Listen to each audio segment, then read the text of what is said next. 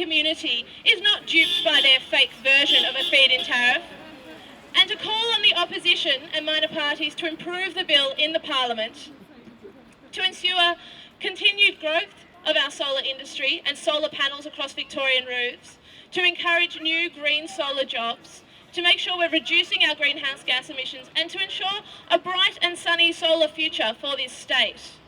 Now, what is it about this current feed-in tariff? I mean, the thing is that they say, oh yes, we want to support solar power, but then they say you can't put on more than 12 panels on your roof, 2 kilowatts. Now they've upped it to slightly more. It's now 3.2 kilowatts you can put on your roof.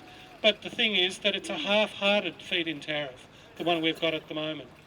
It's very, very disappointing.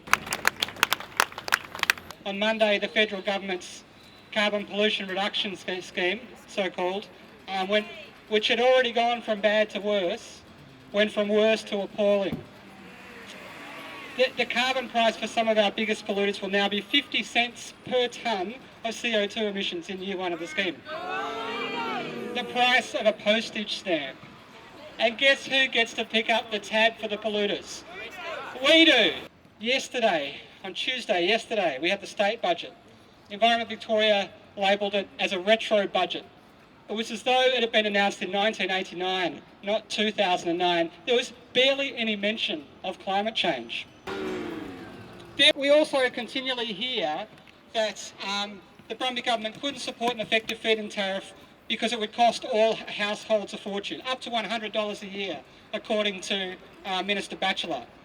This is a lie. I wouldn't usually get up in front of a bunch of people publicly and say that one of our government ministers is lying, but this is a lie.